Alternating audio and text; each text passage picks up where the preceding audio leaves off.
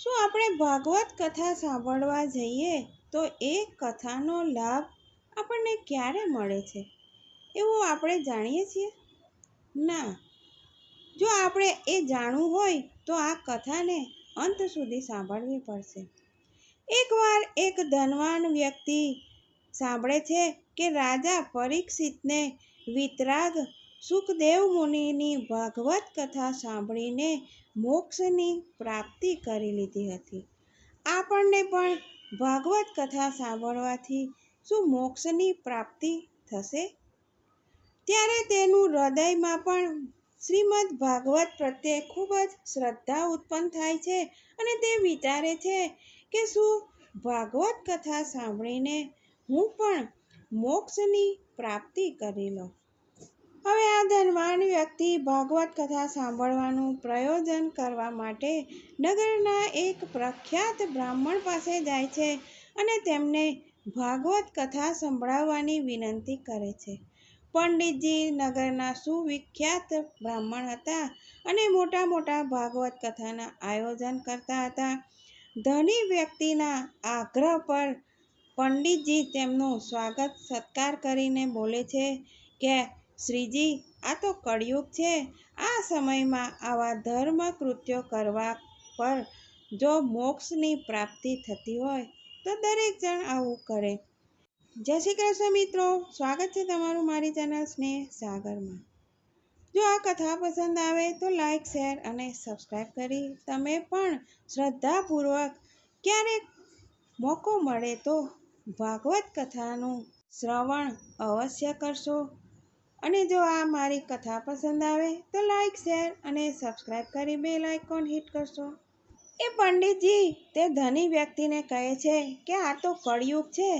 આ સમયમાં કોઈ પણ ધર્મ કાર્ય કરવો તો તેનું ફળ મેળવવું હોય તો તે ધર્મ કાર્ય 4 વાર કરવું પડે, મતલબ 4 ગણું કરવું પડે તો તમને મોક્ષની પ્રાપ્તિ થાય. એટલે જો તમે ભાગવત કથાનું સંપૂર્ણ ફળ મેળવવા ઈચ્છો છો તો તમારે ભાગવત કથા 4 વખત સાંભળવી પડશે. પંડિત ઘણા હોશિયાર હતા. તેમણે 4 વખત ભાગવત કથા કરવાના બહાને ભરપૂર દાન પાત્ર મળે અને દક્ષિણા મળે તેવી ઈચ્છા ધરાવતા હતા. પરંતુ પંડિતજીની આ ચાલાકીથી તે ધની વ્યક્તિ સમજી ન શક્યા અને તેમણે કહ્યું, અવશ્ય પંડિતજી, જેવું તમે ઉચિત સમજો. 4 વખત તમે કહો છો તો તમે મને 4 વખત ભાગવત કથાનું શ્રવણ કરાવો. ભાગવત કથાનું આયોજન થયું. પરીક્ષિતે 1 સપ્તાહમાં જ ભાગવત કથા સાંભળી હતી. એટલે ધની વ્યક્તિ પણ 4 અઠવાડિયા સુધી 4 વખત ભાગવત કથા સાંભળી તો પણ તેમને લાભ ન થયો. પંડિતજીને તો જરૂર લાભ થયો, પરંતુ પંડિતજીએ તેમને આશ્વાસન આપ્યું કે કથા સમાપ્ત કરીને દાન દક્ષિણાની પોટલી બાંધીને તેઓ પોતાના ઘરે જતા રહ્યા અને ધની વ્યક્તિને કહેતા ગયા, તમે શ્રદ્ધા રાખો, તમને મોક્ષ અવશ્ય મળશે. ધની વ્યક્તિ તો બિચારા ચિંતિત રહેવા લાગ્યા અને આખો દિવસ વિચારતા રહ્યા કે મેં 4 વાર કથા સાંભળી, પંડિતજીને ભરપૂર દાન દક્ષિણા આપી, છતાં પણ મને મુક્તિ કેમ નથી મળી? મારી સાથે શા માટે આવું થયું? એક દિવસે નગરમાં એક સાધુ સંતનું આગમન થાય છે. સંતનું કામ જ છે કે બધી જગ્યાએ ફરી ફરીને લોકોને ઉપદેશ આપવો. જ્યારે ધની વ્યક્તિને આ સંતના વિશે ખબર પડી ત્યારે તેઓ પોતાની સમસ્યા લઈને તેમની પાસે ગયા અને બોલ્યા, મહાત્મા, મેં સાંભળ્યું છે કે પરીક્ષિતે 1 વાર ભાગવત કથા સાંભળીને મોક્ષની પ્રાપ્તિ કરી હતી. આથી મેં આ કળિયુગના હિસાબ પ્રમાણે 4 વખત ભાગવત કથાનું આયોજન કર્યું અને સાંભળી પણ, છતાં પણ મને હજી સુધી મોક્ષની પ્રાપ્તિ કેમ નથી થઈ?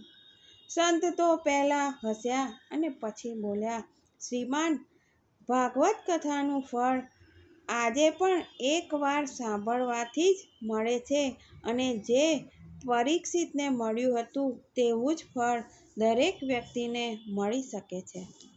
પરંતુ નિર્ભર કરે છે કે સાંભળવાવાળા અને સંભળાવવાવાળાની મનસ્થિતિ શું છે. શું આપે કથામાં સાંભળવાવાળા અને સંભળાવવાવાળાની મનસ્થિતિ રાજા પરીક્ષિત અને વિતરાગ સુખદેવ જેવી હતી? ધની વ્યક્તિને વાત સમજમાં આવી નહીં. આથી તેણે ફરીથી પ્રશ્ન પૂછ્યો કે આવું શા માટે? સંત મહાશય બોલ્યા, જો તમને ખબર નથી તો રાજા પરીક્ષિતે એ 7 દિવસમાં ફક્ત મૃત્યુ જ દેખાઈ રહી હતી અને વિતરાગ સુખદેવ મુનિ ભાગવત કથા તેમને તેમના કલ્યાણ માટે અર્થાત તેમને મૃત્યુના ભયના નિવારણ માટે એ કથા સંભળાવતા હતા, ના કે પોતાના લોભ અને લાલચની પૂર્તિ કરવા માટે.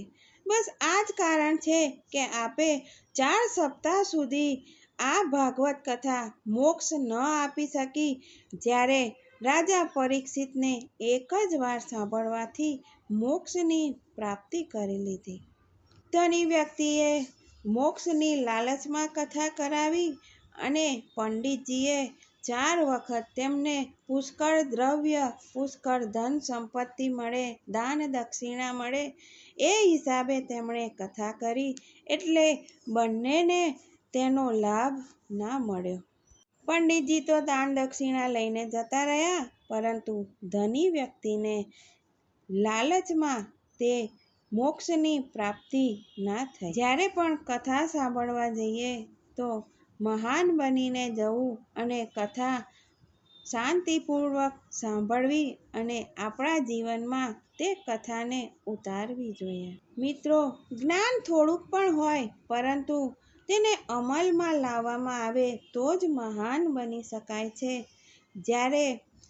જેમ કે રાવણ ચારો વેદોના પ્રકાંડ વિદ્વાન અને બ્રાહ્મણ હોવા છતાં પણ પોતાના દુષ્ટ કર્મોને કારણે માર્યા ગયા. જય શ્રી કૃષ્ણ મિત્રો, ફરી મળીશું આવા નવા વિષય સાથે, અદ્ભુત વાતો, કથા, કહાની અને રહસ્યમય વાતો સાથે.